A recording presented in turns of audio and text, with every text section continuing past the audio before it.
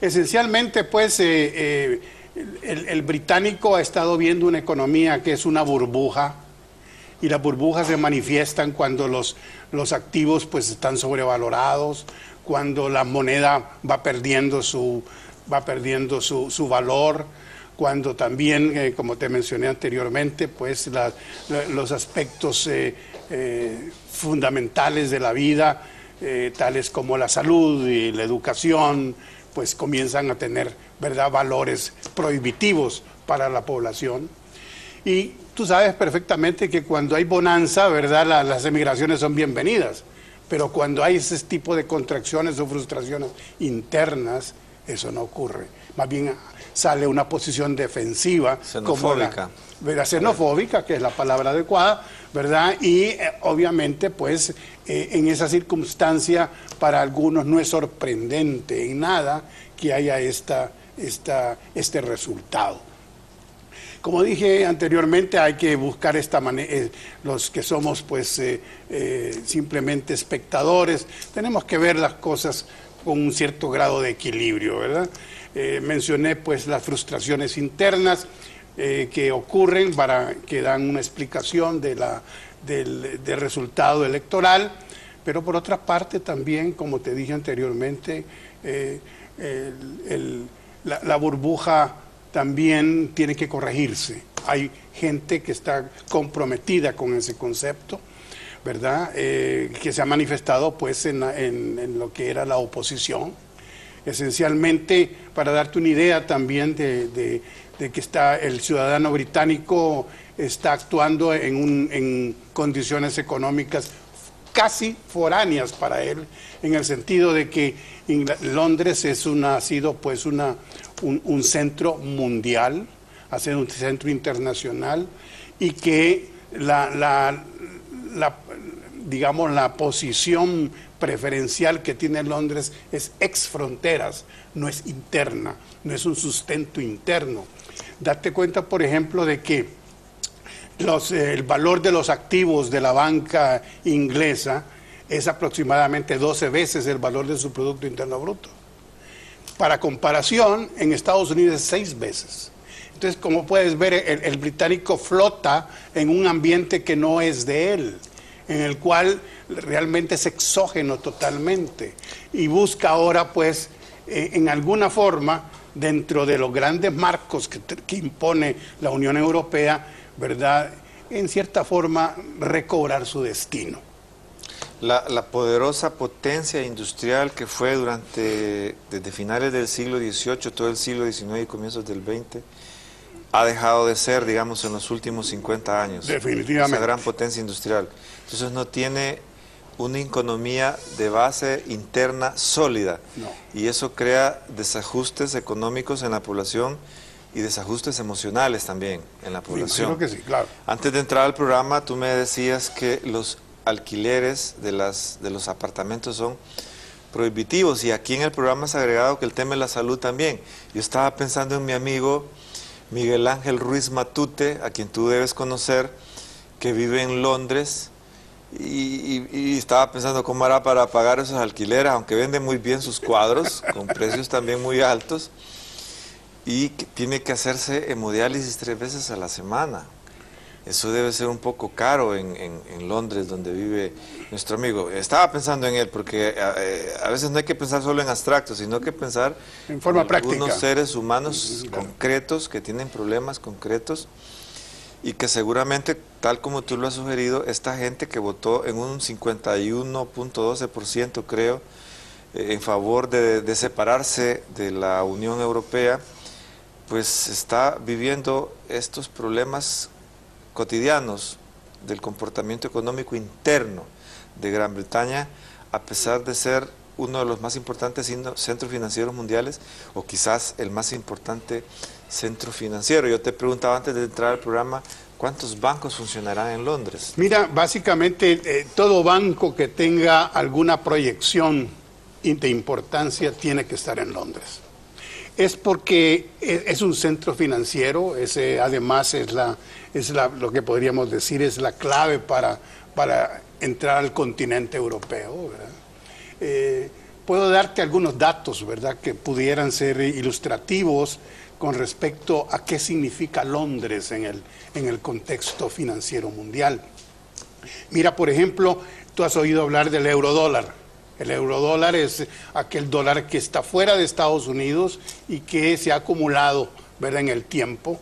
El lugar donde esos recursos están localizados es Londres.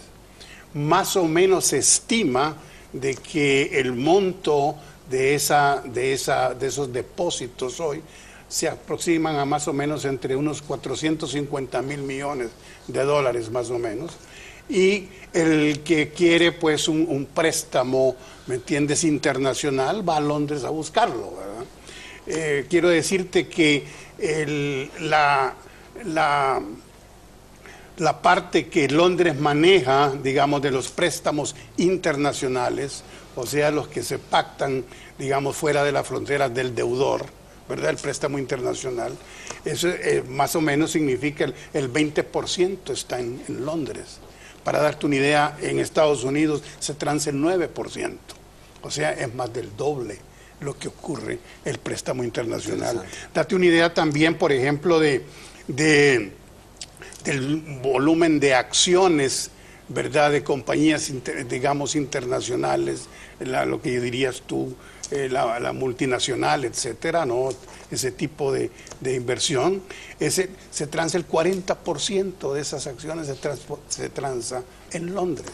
El cambio de moneda, ¿verdad?, el valor de Londres como punto pues de intercambio monetario básicamente no tiene ninguna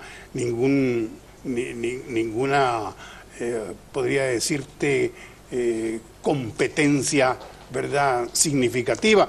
Te puedo decir que se maneja más o menos el 32% del intercambio monetario está en Londres. Le sigue, según los datos, Estados Unidos con un 18%, para que te vas dando cuenta. El seguro, por ejemplo, el seguro que se pacta en el intercambio de bienes mundial, no hay nadie que pueda comparar pues los montos que están asociados con Londres. El 70% de ese seguro que se pacta en el intercambio de bienes está en Londres.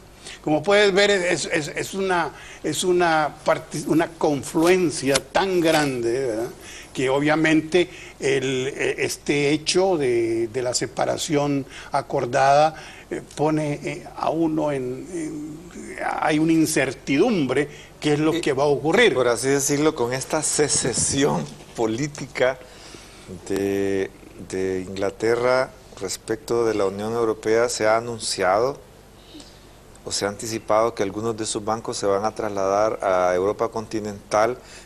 He estado intentando leer estos días un libro que se llama El Imperio Británico, de un historiador actualicísimo, un historiador de este momento, uno de los más importantes historiadores jóvenes de Gran Bretaña, que se llama Niall Ferguson.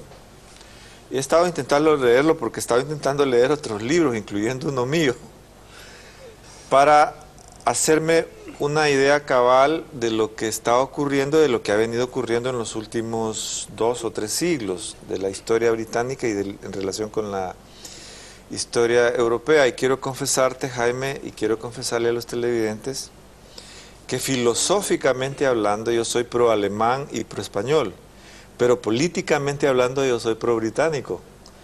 Y entonces eso me empuja a buscar un equilibrio, como tú lo tienes en este momento sobre esta misma temática. Se ha puesto de moda una palabreja que se llama Brexit. Eso aparece todos los días, pero normalmente no entendemos esas palabrejas. ¿Te acuerdas cuando se puso de moda los BRICS? Claro. ¿Verdad? Que eran los mercados emergentes, pero eso solo lo sabían unas pocas personas. Entonces esta palabreja de Brexit se está poniendo de moda y se está asociando a otras posibles salidas, como si se tratara de un juego dominó en la Europa continental y la Europa insular. No, indiscutiblemente que el tema, ¿verdad?, y la acción que se ha manifestado en en Inglaterra, pues sí hay conjeturas válidas, ¿verdad?, de que hay posibilidades de dominó, en el sentido de que, acuérdate que tenemos los problemas de Grecia, los problemas de Italia, los problemas de España, los problemas, ¿verdad?, y justamente, Portugal. perdóname que te interrumpa, Jaime, lo que nosotros podíamos haber anticipado cuando abordábamos estos temas aquí hace unos 4 años, digamos, que abordábamos estos temas europeos, que los que se iban a salir de la Unión Europea y de la zona euro era justamente Grecia y posiblemente Portugal. Nunca nos imaginamos en aquel momento que iba a ser el Reino Unido o Gran Bretaña o Inglaterra, como se quiera llamar. Ha sido un tanto sorpresivo esto, pero si uno lee la historia del Imperio Británico y su decadencia y su caída, uno comprende que los británicos quieren ir por sus fueros históricos y no ser simplemente un apéndice económico de la Unión Europea. No, es válida, es una válida posición. Recuerda pues que en Europa ha habido un reperfil, los perfiles se han modificado. Hoy Alemania es obviamente el país, digamos, más efectivo, más eficiente en su economía en toda Europa. Es el que tiene pues la solidez financiera, ¿verdad?, más clara. Esto pues obviamente despierta un reposicionamiento, ¿verdad?, de la situación europea. Tú sabes pues que básicamente en este momento Alemania podría considerarse pues como la cuarta posición. Inglaterra podría haberse considerado, no lo es hoy, tal vez, la quinta posición, ¿verdad?, en Europa.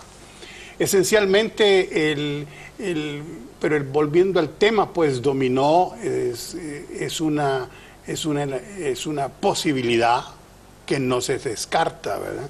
Entonces, estamos hablando quiero decirte de que ahorita en Europa uno de los problemas más graves que se avecina es Italia, ¿no?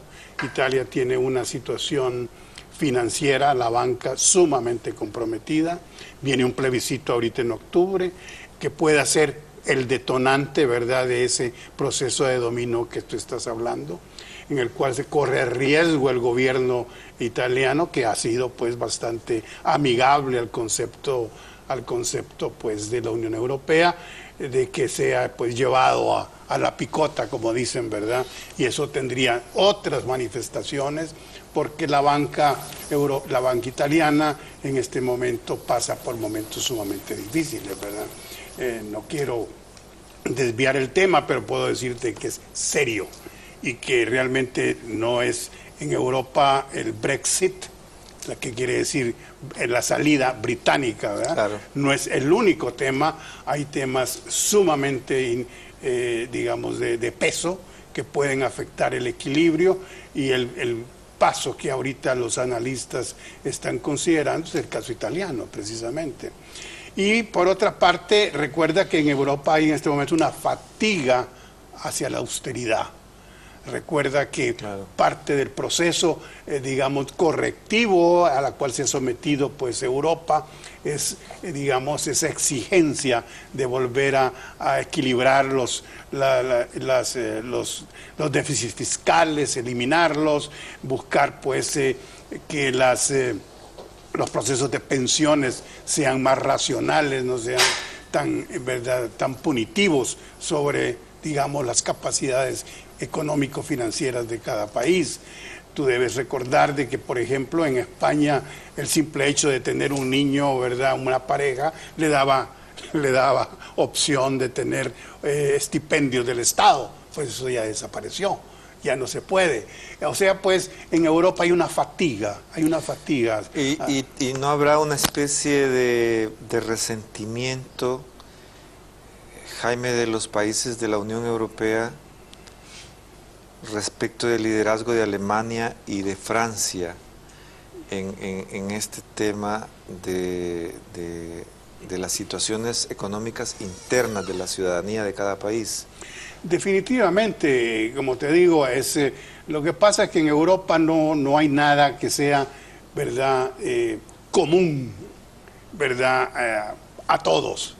Por ejemplo, la posición tan favorable que tomó la señora Merkel, primera ministra de Alemania, con respecto a inmigración, es radicalmente diferente de la posición que internamente se maneja en Inglaterra.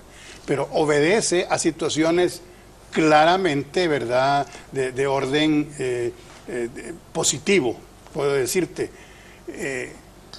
Claro, la demografía alemana te impone tener que decir, bueno, la población nuestra va envejeciendo. Necesitamos mano de obra extranjera. Necesitamos mano de obra extranjera para mantener pues esta... Y además yo vi, incluso escribí un artículo sobre eso, Jaime, yo vi la acción de la señora Merkel como un acto humanitarista de primer orden respecto de los sirios, por la situación extremadamente grave que estaban viviendo los sirios en ese cruce de fuego de distintos sectores. Claro. Entonces me pareció un acto humanitario, no solo económico, de primer orden. Así que yo lo aplaudí bajo el riesgo que yo sé que en esos grupos, en esas oleadas migratorias van algunos terroristas mezclados. Sí. Pero para eso debe afinarse pues la policía de cada país. Bueno, lo que pasa es que la señora Merkel, para poder vender esta emigración a lo interno de Alemania, la justificaba diciendo, bueno, ¿verdad?, la demografía nuestra va cambiando, va haciéndose más envejeciendo a la población y tenemos que ver enfrente unos 20, 25 años adelante cuál va a ser va a ser la capacidad de mano de obra nuestra, sí. Tenemos que verla. ¿Me entiendes? Y además el territorio alemán es muy amplio a diferencia del territorio inglés. Definitivamente. Además de insular, es pequeño. Sí. Entonces, como puedes ver, ¿verdad?, los británicos tendrán ahora en este proceso de separación, que es un proceso largo, no es un proceso, ¿verdad?, inmediato, ¿verdad? Hay protocolos que cumplir, hay artículos que definen la forma de retirarse. Obviamente el gobierno negociador británico va a buscar preservar, ¿verdad?, el acceso a Europa, va a buscar pues una racionalidad migratoria. Y la posibilidad, Jaime, de que los bancos de Londres se trasladen a tierra continental, ¿existe esa posibilidad? Claro que sí. Y eso sería perjudicial para Inglaterra. Definitivamente, pero el punto es de que, digamos, recuerda que hay un Singapur, recuerda que hay un Luxemburgo, recuerda que hay un Liechtenstein, hay un Hong Kong. Todas estas gentes estarán, ¿verdad?, puliendo sus alternativas, viendo en qué forma su sistema legal, ¿verdad?, puede flexibilizarse para competir y captar un tanto de lo que es el riesgo que Inglaterra está corriendo. Tenemos un aviso cultural importantísimo. El próximo jueves 14 de julio se presentará el libro que ustedes tienen en pantalla, Fotoevidencia del sujeto pensante, en la librería Lícer de Santa Rosa de Copán, a las 4 en punto de la tarde, como bien lo hubiera dicho García Lorca. Se invita pues a los lectores e intelectuales copanecos a este evento en la librería Lícer a las 4 de la tarde. Esta actividad está siendo coordinada por un equipo de amigos en Santa Rosa de Copán, entre ellos Brenda Patricia Cruz Flores, Anita Cantillano, la hermana María Jesús Ramírez y Conchita Baide, y en Tegucigalpa por Rigoberto Erazo, Kevin Guerrero, Marcio Sierra, Wilder Guerrero y Tito Castellón. Así que un agradecimiento sincero para todos ellos y ellas, y un abrazo fuerte para todos ellos y ellas. Así que les esperamos en la librería Lícer el próximo jueves a las 4 de la tarde. Jaime, ¿tú quisieras enviar algún saludo a alguien? No, básicamente pues agradeciendo siempre, ¿verdad?, la primera persona que debo agradecer es a tu persona por tenerme siempre la deferencia de participar en tu programa. Ya días estaba craneando este programa, Jaime, de que se disparó eso del Brexit. Muy bien, muy bien. Pues mira, continuando con el tema, ¿verdad?, creo que hay algunos elementos que deben, digamos, abordarse, ¿verdad? dado de, como te dije anteriormente, no habiendo pues un precedente a un acto como el que estamos presenciando en Inglaterra, pues hay especulaciones de todo orden. Pero me gustaría pues evacuar una, ¿verdad? Esto no es nada parecido al caso de Lehman Brothers, que tú sabes paralizó prácticamente el sistema financiero mundial allá por el 2008, ¿verdad? Septiembre, octubre del 2008. Correcto, ¿verdad? Todos los indicadores de volatilidad o de estrés, ¿verdad?, que hay disponibles, y si se miran en el contexto de Lehman Brothers, pues hubo un crecimiento del estrés financiero enorme, hubo pues una volatilidad tremenda que en el caso del Brexit no ha ocurrido. Pero sí ha sido impactada la libra esterlina como no ocurría desde 1985. Correcto, básicamente, si mal no recuerdo, ya al día de hoy estaba la libra a 1.30 más o menos en dólares. Es una de las cotizaciones más bajas, ¿verdad?, que ha habido en la historia de Inglaterra. Pero vuelvo a decirte, ¿verdad?, de que en el contexto mundial, tomando las medidas, los índices de medida más críticos, el efecto del Brexit no ha sido nada parecido al caso de Lehman Brothers, que fue el detonante del 2008. Esencialmente, pues, podemos decir, digamos, de que el sistema bursátil, después del shock inmediato, que obviamente tenía que ocurrir, como te digo, por no haber un antecedente. ¿Y qué va a seguir ocurriendo en los próximos días? Pero no ha sido, pues, del orden que muchos temían, ¿verdad? La economía de Estados Unidos, pues, como tú sabrás, ha habido lecturas muy positivas últimamente, que no son consistentes, pero han sido positivas. Por ejemplo, en el mes de junio, la cifra del empleo en Estados Unidos ha sido tremendamente sorprendente, pero en mayo fue muy decepcionante, sí, ¿verdad? Entonces, a tal grado de que la Reserva Federal, por ejemplo, en su última reunión, pues decidió no aumentar la tasa de interés, aunque tenía toda la intención de hacerlo, ¿verdad? Esencialmente, pues, para no causar, digamos, volatilidades que pudieran afectar el contexto económico general de Estados Unidos, ¿no? Esencialmente, pues, podemos tomar en cuenta de que en el corto plazo, pues, como tú lo acabas de mencionar, habrán elementos también que los británicos tendrán que aprovechar. Por ejemplo, una libra esterlina que está bajando su cotización va a mejorar, pues, el aspecto de las exportaciones británicas. ¿Cómo se puede explicar eso, Jaime, que si baja la consistencia, el tipo de cambio, digamos? Tipo de cambio, bueno, mejoran las exportaciones. ¿Cómo se da eso? Básicamente, tú sabes de porque que en Honduras eso no funciona. Bueno, lo que pasa es esencialmente en Inglaterra, tú sabes que el valor de la libra esterlina ha sido una moneda referencial. Pero ha sido referencial porque acude el mundo a Londres, no es porque hay una economía que la sustente. Claro.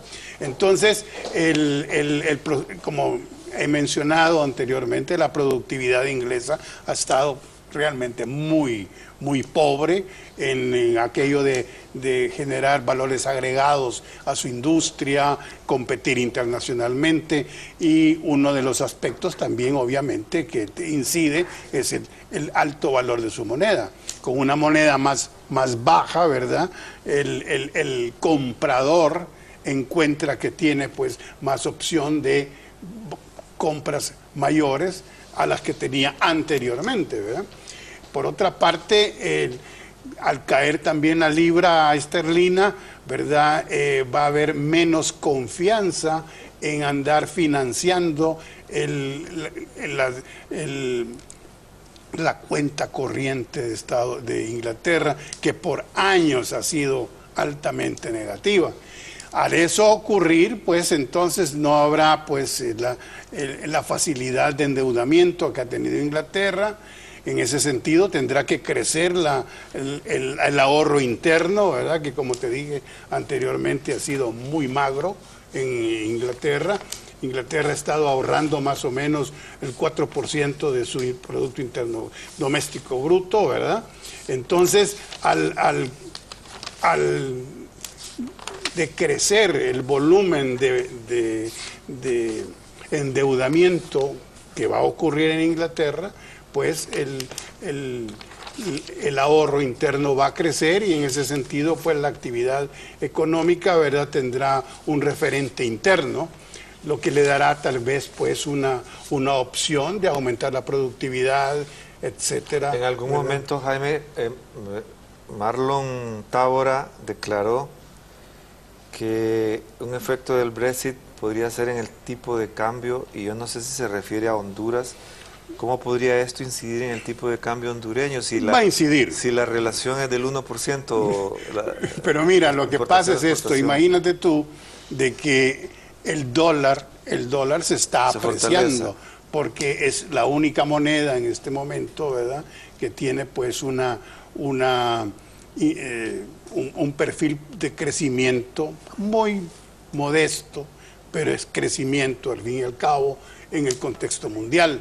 Entonces, con la debilitación de la libra y del euro, obviamente... Y del yuan, el yuan se está debilitando. El yuan, los problemas chinos que no podríamos traerlos a colación, pero no quiero desviarme del tema, ¿verdad? Entonces, ves tú un yuan debilitado, una libra esterlina debilitado, un euro debilitado, pues la moneda de referente es el dólar, tiene que apreciarse.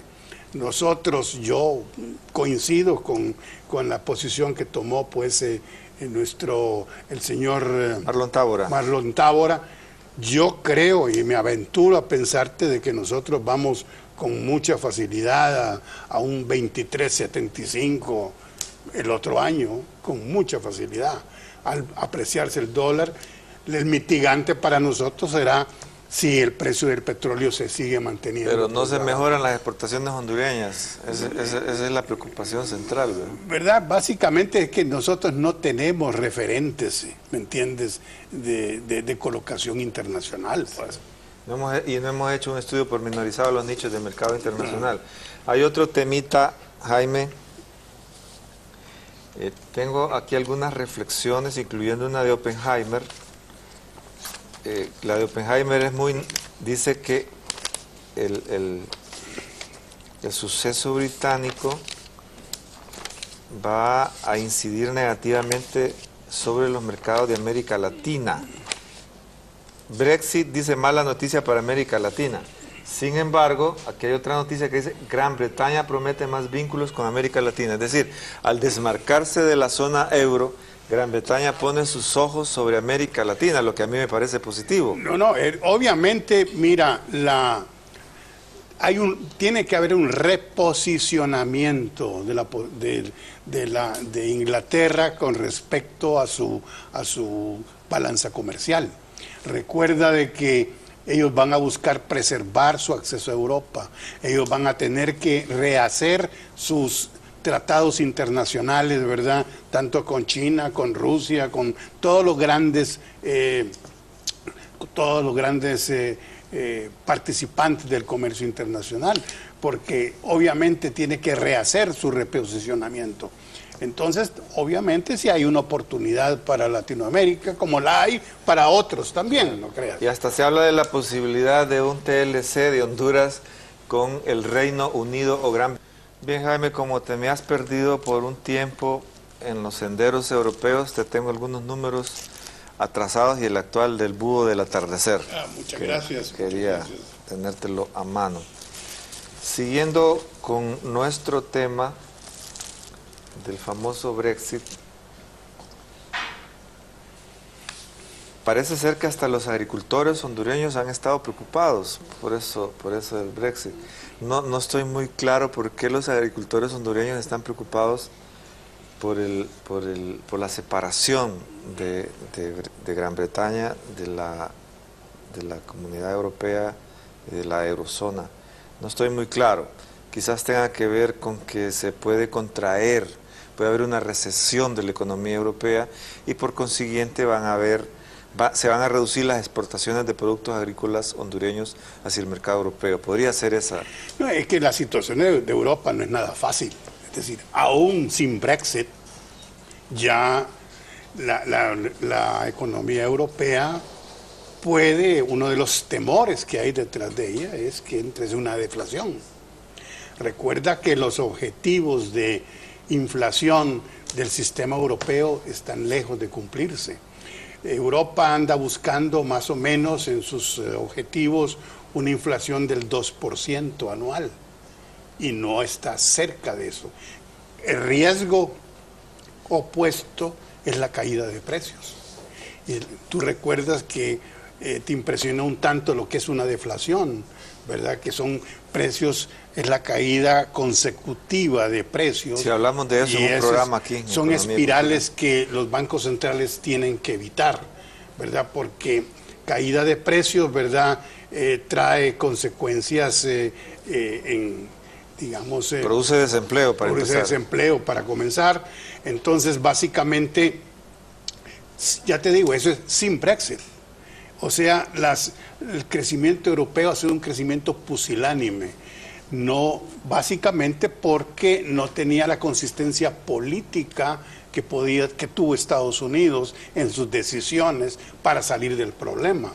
Recuerda tú que la Unión Europea ha estado hablando pues de compra de valores bursátiles para poder inyectar liquidez al sistema casi 4 años o 5 años después de que lo hizo Estados Unidos. Eso porque no había una voluntad política para hacerlo. Y teórica, Jaime. Y teórica. Y falta de claridad teórica también. Entonces, como puedes ver, sí hay que preocuparse de que es posible recesiones en Europa, pero... Se está proyectando un decrecimiento de la economía europea, británica y posiblemente mundial. No sé qué tan acertadas sean estas proyecciones. El Fondo Monetario ha hecho ya correctivos. Ya el Fondo Monetario ha estado ya dando pues señales de que el nivel de crecimiento de la economía europea, ¿verdad? Hay que enmendarla hacia la baja, ¿verdad? Precisamente porque, digamos, los objetivos que se ha propuesto pues el Banco Central Europeo, pues el señor Draghi, que tú conoces, pues es el presidente de ese banco, pues ha estado insistiendo, ¿verdad?, de que deben haber ajustes, deben haber movimientos, ¿verdad?, hacia crecimiento y también el crecimiento. Si el Fondo Monetario está enmendando el crecimiento, quiere decir que unos van para el norte y otros van para el sur, ¿verdad? Claro. Y en esa situación obviamente hay razón de preocuparse de posibilidades de recesión. Jaime, la Unión Europea, además de una realidad que parte de la Comunidad Económica Europea, por un acuerdo que hubo sobre la producción de carbón y acero entre Francia y Alemania, la consistencia de la Unión Europea por momentos pareciera una utopía que está a punto de resquebrajarse. Una utopía con un proyecto en marcha que está a punto de resquebrajarse. ¿Qué porvenir le ves desde tu corazón, ya no como analista financiero, sino desde tu corazón a esa posibilidad de que se resquebraje o que se mantenga la utopía de la Unión Europea?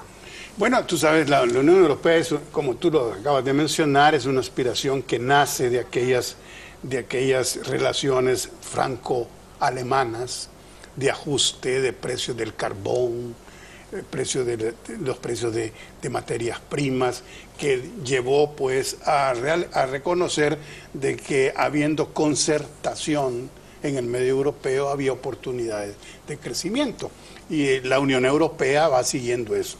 Sin embargo, hay que ser realista, ¿verdad? Yo creo, si tú hablas pues del lado emocional de las cosas, cuando Europa no logra escribir una constitución, como tú recuerdas, ¿verdad? No se pudo concertar una constitución, eso hace unos 3, 4, 5 años. Eso era un indicador de que hay dificultades muy grandes, ¿verdad?, para esa concertación. Mucho descontento interno y mucho cansancio hacia el interior de los países. Pero Jaime Ulrich Beck es uno de los teóricos alemanes, yo tengo casi toda su obra, partidarios de esta gran utopía de la nación paneuropea, pero que yo siento que tiene enormes fisuras y que podría resquebrajarse porque no se ha logrado ni siquiera el consenso mínimo por una constitución europea tal como tú perfectamente lo señalabas. Pero debemos ser realistas, al margen de la utopía, de la hermosa utopía de la Unión Paneuropea, sobre los resentimientos nacionales, por ejemplo, los españoles están muy resentidos con este tema de la eurozona y de los descalabros que han tenido en sus vidas personales, como los ingleses, que han sido más silenciosos porque son más flemáticos, pero que han actuado con mayor precisión frente a la posibilidad de desmarcarse de la Unión Europea. ¿Cómo lo ves tú? No, pues, como tú lo acabas de mencionar, ¿verdad?, hay antecedentes que van indicando las dificultades, ¿verdad? Pero siempre hay que tomar el lado positivo de las cosas, ¿verdad?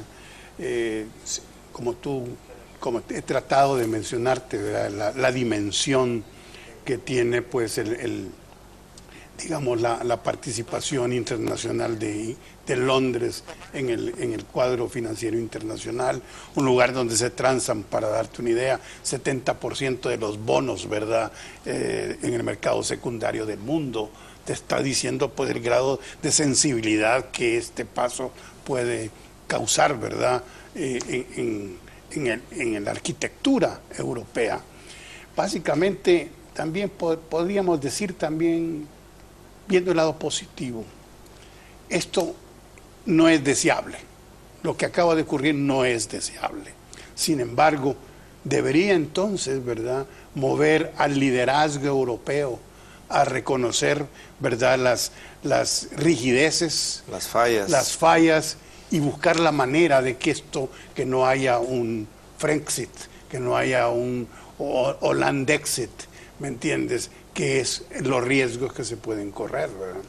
Y entonces eso invitaría, pues, a que, digamos, en el plano, pues, más positivo, ¿verdad?, que hubiera una profunda revisión, ¿verdad?, de cuáles son el estrés que se causa. Acuérdate de Maastricht, por ejemplo, cuando prácticamente Alemania impuso los parámetros que eran necesarios, ¿verdad?, para la participación de los demás miembros de la Unión Europea, cuando decide establecer, pues, el nivel de inflación, el nivel de déficit fiscal, el nivel de cuenta corriente. Nivelar casi todos los países europeos, parte del proyecto. ¿Verdad? Eso trajo, pues, un estrés, ¿verdad? Me encantaría seguir hablando contigo, Jaime, y creo que en 2 meses o 3 meses esta conversación va a ser necesaria otra vez para ver qué ha ocurrido en ese lapso. Agradezco infinitamente tu comparecencia esta noche, tu retorno al programa Economía y Cultura, a la teleaudiencia nacional e internacional. Soy Segisfredo Infante y nos estaremos viendo, Dios mediante, el próximo martes. Hasta la vista.